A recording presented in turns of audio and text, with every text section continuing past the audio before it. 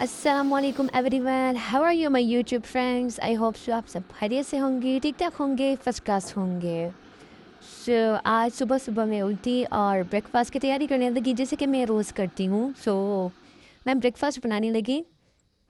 सबसे पहले मैंने ब्रेड लिया और ब्रेड के ऊपर मैंने चॉकलेट को अच्छी तरीके से लगाया और उसके बाद मैंने कुछ फ्रूट्स लिए थे जिसमें स्ट्रॉबेरी और बनानास थे मेरे पास, तो मैंने उसको अच्छे तरीके से काट के रख दिया था पहले से ही, ताकि जब भी ज़रूरत हो तो मैं उसको उठाकर अच्छे से ब्रेकफास्ट जल्दी से रेडी कर सकूं। तो मैंने स्ट्रॉबेरीज़ लिए और वो इसके ऊपर डाले। उसके बाद मैंने बनानास इसके ऊपर डाले और इसको अच्छे से बंद किया ताकि जो हमारा ब्रेकफास्ट हो वो हेल्दी हो और बच्चों को पसंद भी आए। इस तरीके से मैंने बाकी के ब्रेड्स को भी बीच में से इस तरीके से काटा, उसके ऊपर चॉकलेट को डाला और उसके बाद मैंने जो स्ट्रॉबेरीज़ और बनानास मैंने कट करके रखे हुए थे वो इसके अंदर डाला। तो इस तरीके से ये बहुत ज़्यादा हेल्दी ब्रेकफास्ट भी बन जाता है, सबको पसंद भी आता है और मज़े से खा भी लेते हैं और फ़ायदा भी उनको मिल। ये मिनी सा ब्रेकफास्ट मैंने रेडी कर लिया था। इसके साथ ही मैंने मिल्क लिया और उसको मैंने ग्लासेस में ढाला ताकि ब्रेकफास्ट को मैं मज़ीद हेल्दी बना सकूँ, क्योंकि अगर आप सुबह सवेरे अच्छे से ब्रेकफास्ट करेंगे तो आप दिन भर का थकान दूर हो जाएगा। इस तरीके से मैंने ब्रेकफास्ट को अच्छे से ऑर्गेनाइज़ किया और सर्व किया। बहुत ही ज़्यादा ब्यूटीफुल और मिनी सा खूबसूरत सा हेल्दी से मेरा ब्रेकफास्ट है वो रेडी हो चुका था। उसके बाद मैं निकली सुबह सवेरे मॉर्निंग वॉक करने के लिए, क्योंकि मॉर्निंग वॉक बहुत ही ज़्यादा बेस्ट होता है हेल्थ के लिए। मैं मॉर्निंग वॉक ज़रूर करती हूँ। मैं निकल पड़ी। बाहर बहुत ही ज़्यादा अच्छी सी ग्रीनरी थी और फ्रेश ऑक्सीजन मिल रहा था, जिसकी वजह से इंसान हेल्दी हो जाता है। जैसे ही मैं घर आई तो मैंने अपने लिए ब्रेकफास्ट बनाना स्टार्ट कर दिया। मैंने लच्छे वाले पराठे बनाए थे। उनको मैंने अच्छे से बेला और फ्लेम पर मैंने रख दिया और दोनों साइड को अच्छे तरीके से ऑयल में रोस्ट किया। मुझे लच्छे वाला पराठा बहुत ही ज़्यादा पसंद होता है। आप भी कमेंट में बताएं कि आपको पसंद होता है कि नहीं। उसके बाद मेरे साथ में चाय भी रखती थी और चाय भी अच्छे तरीके से बॉयल हो रही थी। मैंने पराठों के साइड को उल्टा किया और बहुत ही मज़े का खुशबू आ रही थी। मुझे लच्छे वाले पराठे इसलिए पसंद है क्योंकि जब आप इसको खाते हैं मुंह में एक प्यारा सा खूबसूरत सा टेस्ट आ जाता है, जो कि मुझे बहुत ज़्यादा पसंद होता है और एक दिखने में भी बहुत ही ज़्यादा ब्यूटीफुल लगता है। मेरा जो चाय था वो भी अच्छे तरीके से बॉयल हो चुका था और अब टाइम था कि मैं उसको सर्व करूं। मैंने पराठों को लिए और चाय को भी मैंने कप में अच्छे तरीके से डाल दिया और डालने के बाद मैंने योगर्ट्स लिए, क्योंकि योगर्ट मुझे बहुत ही ज़्यादा पसंद होता है, ये बहुत ज़्यादा हेल्दी होता है। साथ में मैंने जैम लिया, जो कि जैम और योगर्ट के बगैर तो नाश्ता अधूरा होता है। साथ में मैंने कुछ अखरोट लिए, क्योंकि ये भी बहुत ज़्यादा हेल्दी होता है। मेरे नाश्ता बहुत ही अच्छे से रेडी हो चुका था and it's time to serve. तो उसके बाद मैंने इसको अपने लिए खुद ही सर्व किया खुद को और मैं बैठ गई खाना खाने के लिए। मैं हमेशा यहीं पर बैठ कर खाना खाती हूँ, क्योंकि यहाँ पर बहुत ज़्यादा पीसफुल माहौल होता है, कोई शोर शराबी भी नहीं होता और मैं बैठ कर अच्छे से खाना खा लेती हूँ और सीज़न भी साथ में देखती हूँ। बहुत ही ज़्यादा मज़ा आता है, बहुत ज़्यादा पीसफुल माहौल होता है और वैसे भी सुबह का टाइम तो बरकत वाला होता है और बहुत ही ज़्यादा बेस्ट माहौल होता है। मैं बैठ गई ब्रेकफास्ट करने के लिए।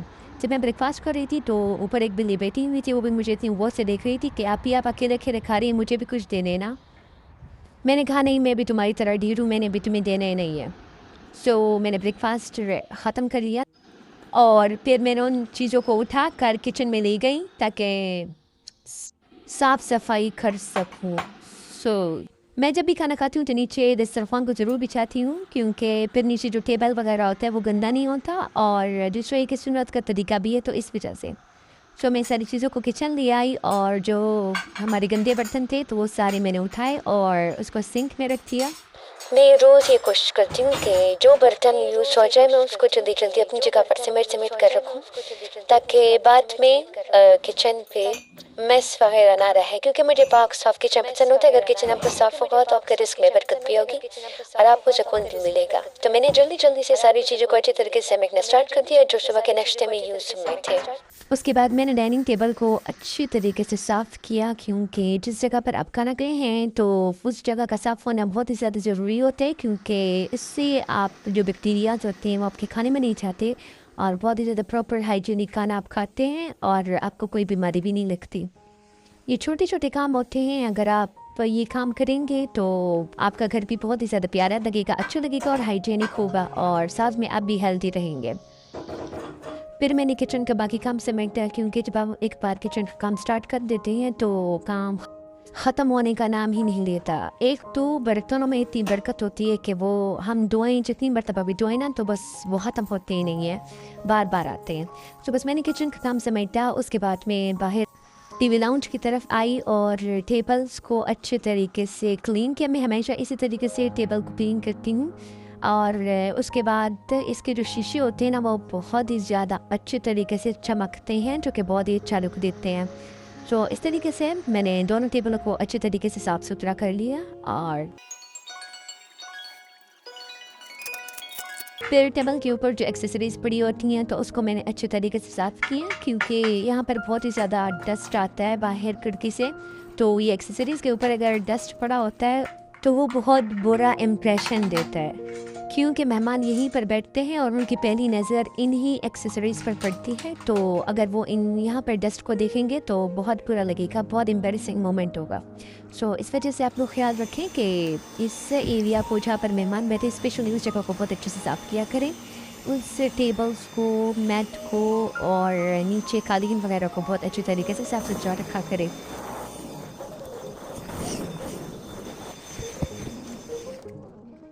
अब आप देख सकते हैं कि कितना प्यारा और अच्छे तरीके से वेल ऑर्गेनाइज्ड हो गया हमारा सारा टीवी लाउंज। बहुत ही ज़्यादा ब्यूटीफुल और एस्थेटिक लुक दे रहा है। मैं रोज़ इसी तरीके से सफाई करती हूँ, लेकिन आज मैंने सोचा कि आप लोग के साथ भी शेयर कर दूँ कि मैं किस तरीके से सफाई करती हूँ। सो मैंने अच्छे तरीके से साफ़ किया इन सारी चीज़ों को। देखिए कितने अच्छे तरीके से साफ़ हो चुका है, बहुत ही ज़्यादा पीसफुल माहौल हो चुका है। बाहर का वेदर भी बहुत ही ज़्यादा ब्यूटीफुल और ख़ूबसूरत था। हवाएं चल रही थी, हर तरफ ग्रीनरी था और बहुत ही ज़्यादा प्यारा मौसम था।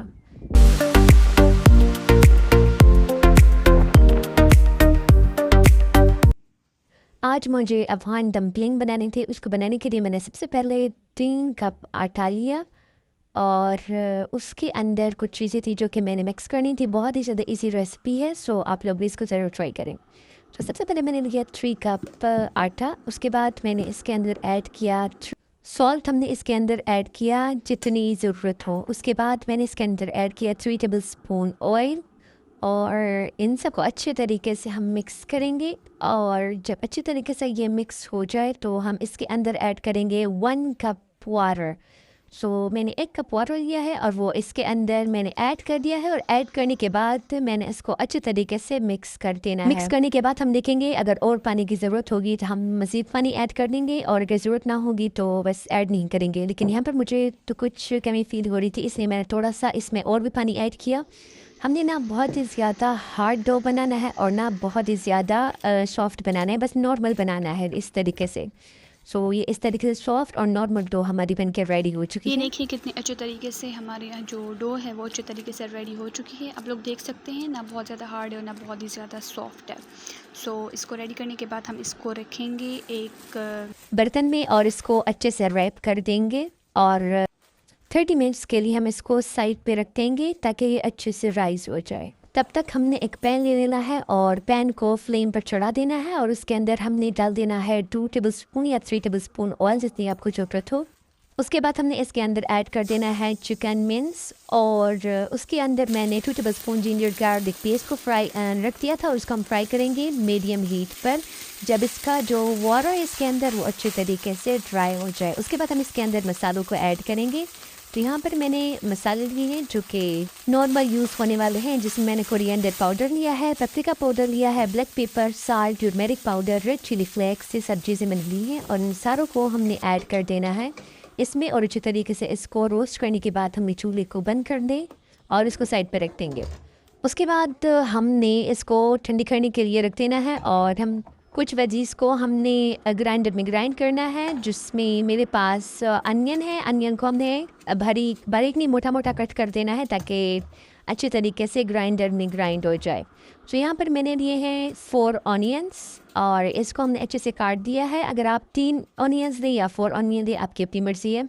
उसके बाद मैंने कोरिएंडर लीव्स लिए हैं और कुछ चिलीज़ लिए हैं। इनको मैंने अच्छे से काट कर चॉपर में डाल लेना है, जिसे चॉप करने के लिए हम इसको बारीक बारीक चॉप करना। इस तरह बारीक बारीक करके मैंने सारी चीज़ों को अच्छे तरीके से चॉपर में चॉप कर दिया है और अब हम इसको ऐड करेंगे उस चिकन विंग्स में जो हमने कूल होने के लिए रख दिया था। और अब हम इसको अच्छे तरीके से मिक्स करेंगे और अपने खूबसूरत से बाउल के अंदर हम इसको ऐड करेंगे और ये बहुत ही प्यारा, बहुत ही डिलीशियस, बहुत ही बेस्ट प्यूरी बन के रेडी हो चुकी है। अब हम इसको साइड पे करते हैं और जो डो हमने राइस होने के लिए आधे घंटे से रखा हुआ था उसकी तरफ चलते हैं, वो अच्छे से राइस हो चुका होगा। सो अब हमने जिस बाउल में डो को रखा था उसके ऊपर जो बटर पेपर और जो कपड़ा हमने बिछा के रखा हुआ था वो हमने हटा दिया और उसके बाद हमने नीचे थोड़ा सा खुश्क आटा लगा लेना है ताकि ये जो डो होती है वो नीचे काउंटर पे चिपके नहीं। अब हमने इसको 4 पीसेस में अच्छे तरीके से डिवाइड कर लेना है, लाइक इस तरीके से। बहुत ही अच्छा और सॉफ्ट बन के हमारा रेडी हो चुका है। अब हम इसको अच्छे तरीके से इसका हम पेड़ा बनाएंगे, जिस तरीके से आप देख रहे हैं, जैसे नॉर्मल रोटी का पेड़ा हम बनाते हैं उस तरीके से हमने इसका पेड़ा बनाना है। इसी तरह करते हुए मैंने सारे पेड़े, जो 4 पेड़े थे मेरे पास, वो मैंने अच्छे तरीके से बना लिए हैं। और अब हमने इस पेड़े को अच्छे तरीके से बेलना है, जिस तरह हम नॉर्मल रोटी को बेलते हैं उस तरह बेलना है। लेकिन हमने जो पेड़े की थिकनेस रखनी है वो पतली रखनी है, क्योंकि इसके अंदर हम प्यूरी वगैरह ऐड करेंगे। तो अगर मोटी होगी तो फिर ये कच्ची हो जाएगी और खाने में भी अच्छी नहीं होगी। सो इस तरीके से हमने इसका एक थिन शीट बना लेना है, जिस तरीके से आपको वीडियो में नज़र आ रहा है। सो इसी तरीके से आपने इसको बेलना है और पतली सी शीट इसके कर देना है। तो अब भी आप देख सकते हैं कितने अच्छे तरीके से ये इसका एक थिन शीट बन चुका है। सो डम्पलिंग के लिए हमें स्क्वायर शेप की शीट चाहिए होगी, तो इसलिए मैं इसको इस तरीके से काट रही हूँ ताकि ये स्क्वायर्स बन जाए। सो यहाँ पर अब आप लोग इसकी थिकनेस भी देख सकते हैं और इसका शेप भी देख सकते हैं। तो इस तरीके से आपने इसका शेप भी लेना है और इसकी थिकनेस भी लेनी है। अब हमने सूखा आटा जो है वो इसके ऊपर इस तरीके से डाल लेना है ताकि एक दूसरे के ऊपर चिपके नहीं। अब मैंने इलेक्ट्रिक स्टीमर लिया है ताकि मैं इस डम्पलिंग को अच्छे तरीके से स्टीम कर सकूँ। सो इसके अंदर हमने स्टीमर का ये वाला पार्ट हटा देना है, क्योंकि इसके ऊपर हम अपने डम्पलिंग को रखेंगे। तो इसको हमने अच्छे तरीके से ऑयल से ग्रीस करना है ताकि जो हमारे डम्पलिंग्स हैं वो इस पे चिपके नहीं और अच्छे तरीके से फिर हम इसको हटा सकें। सो इस तरीके से ब्रश की मदद से हम इसको अच्छे तरीके से ग्रीस करेंगे। और जो हमारे डम्पलिंग्स हैं तो हमने इसके अंदर जो हमने प्यूरी बना के रखी हुई थी वो प्यूरी हम इसके अंदर डालेंगे और इस तरीके से हमने इसको शेप देना है, जैसे कि आप लोगों को नज़र आ रहा है। सो बहुत ही ईजी तरीका है, आप लोग इसको ज़रूर ट्राई कीजिएगा, बहुत ही मज़े के बनते हैं। सो इसी तरीके से मैंने सारे जो डम्पलिंग्स है वो अच्छे तरीके से रेडी कर दिए हैं और सारों को मैंने इस तरीके से इन ट्रेज़ में रख दिए हैं। सो ये आप देख सकते हैं, मुझे भी इतना बेस्ट तरीका नहीं आता लेकिन देखते हैं कि किस तरह बनते हैं। सो अब आप लोग देख सकते हैं, क्योंकि मैं प्रोफेशनल कोई कुक नहीं हूँ जो मैं इतने अच्छे तरीके से बनाऊँ, लेकिन फिर भी मैंने आई ट्राई माई बेस्ट। सो अब मैंने इस तरह ये स्टीमर लिया है और इस स्टीमर के अंदर हम इसको रखेंगे स्टीम करने के लिए। सो स्टीमर के अंदर मैंने गर्म पानी ऐड कर दिया है इस तरीके से और उसके बाद मैंने जो ट्रेस बना के रखी हुई थी वो इसके ऊपर रखेंगे, जिसकी वजह से ये बहुत ही अच्छे तरीके से और जल्दी स्टीम हो जाएगा। सो वो ट्रेस को मैंने इसके ऊपर अच्छे तरीके से एडजस्ट कर लिया है और अब आप लोग देख सकते हैं कि मैंने इसको कितने अच्छे तरीके से एडजस्ट कर दिया है। और एडजस्ट करने के बाद हम इसको 45 मिनट्स के लिए स्टीम करने के लिए छोड़ देंगे, क्योंकि 45 मिनट्स इसके लिए इनफ होते हैं।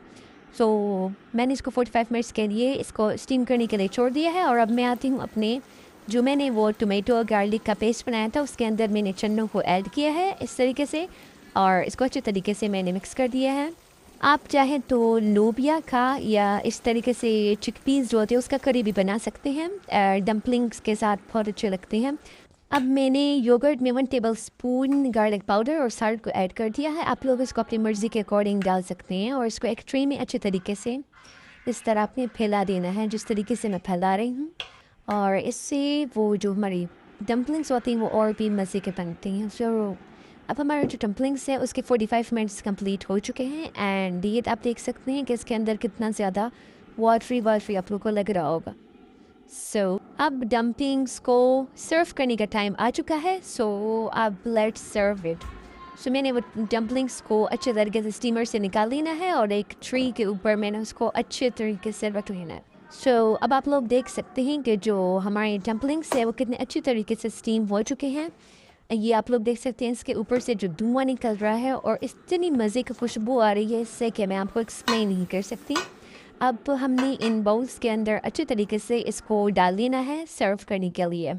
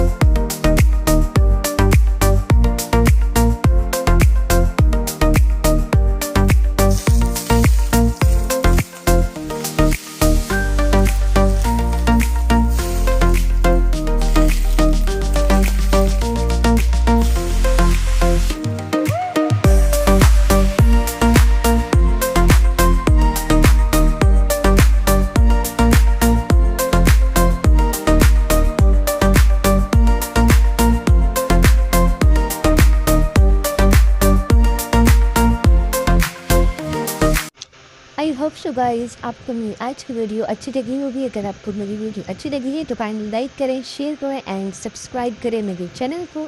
मिलते हैं नेक्स्ट वीडियो में।